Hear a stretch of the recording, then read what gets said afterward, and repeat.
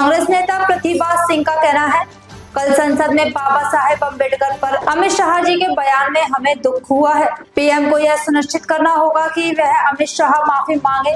हम उनके इस्तीफा की भी मांग कर रहे हैं। जिस तरह से राहुल गांधी और प्रियंका गांधी आज उन्हें संसद के अंदर जाने से रोका गया, यह निंदनीय है। उन्हें भाजपा को इसके लिए माफी मांगनी चाहिए।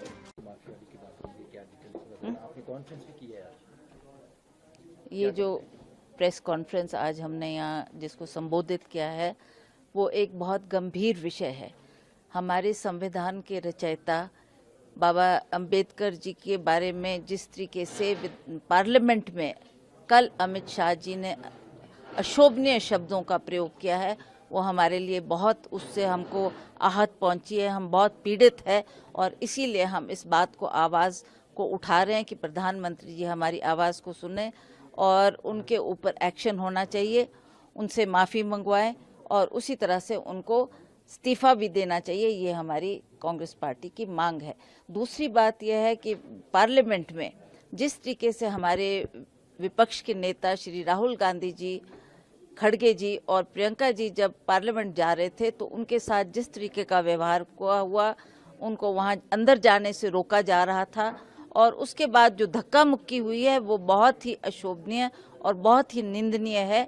इस बात की भी आज हम आलोचना करते हैं और उनसे कहते हैं कि इस तरीके का व्यवहार आइंदा नहीं होना चाहिए और जो उन्होंने किया है उसके लिए वो लोग माफ़ी मांगे और संसद में इस बात को कहें कि हमसे ये भूल हुई है, ये गलती हुई है, आइंदा हम इसको नहीं दोहराएंगे। बीजेपी सांसद कह रहे हैं कि राहुल गांधी गुंडागर्दी करें। आपको लगता है एक व्यक्ति जो देश को जोड़ने की बात कर रहा है, सबको साथ लेने की बात कर रहा है, सबको उस मुहिम में उन्होंने अपने साथ जोड़ा है, सबको गले लगाया है, क्या वो इस तरीके की बात कर सकते हैं? मुझे अफसोस है कि भारतीय जनता पार्टी के लोग जब उनके पास कोई मुद्दा ना हो और इस तरीके से वो ध्यान भटकाकर इधर उधर की बातें कर रहे हैं, ये शोभा नहीं देता। जब आप संसद पहुंचे हैं और आप एक गौरवनीय स्थान पर बैठे हैं तो आप लोगों को बड़ा सोच समझ के बोलना चाहिए और सोच समझकर ही अगला कदम उठाना चाहिए ताकि लोग भी उस बात को बड़े गौर से देखते हैं और उसको समझने का प्रयास करते हैं।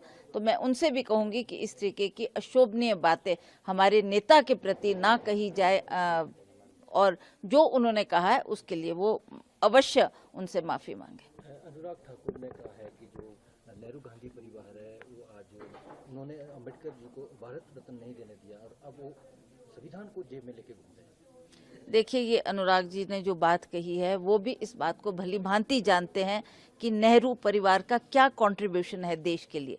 चाहे वो पंडित जवाहरलाल नेहरू जी थे, चाहे हमारी श्रीमती इंदिरा गांधी जी थे, राजीव गांधी जी थे, उन्होंने आज जो देश का उत्थान हुआ है उसके लिए उनका बहुत बड़ा रोल रहा है और ये बार बार गांधी फैमिली को टारगेट करके इस तरीके की बातें कर रहे हैं जो बहुत ही अशोभनीय है, जिससे हम सब कांग्रेस के जन पीड़ित हैं और हम लोग इस बात की निंदा करते हैं कि आप लोग इस परिवार को टारगेट करके लोगों का ध्यान भटकाना चाहते हैं और इस तरीके से उनके बारे में टिक्का टिप्पणी करते हैं जो शोभा नहीं देता।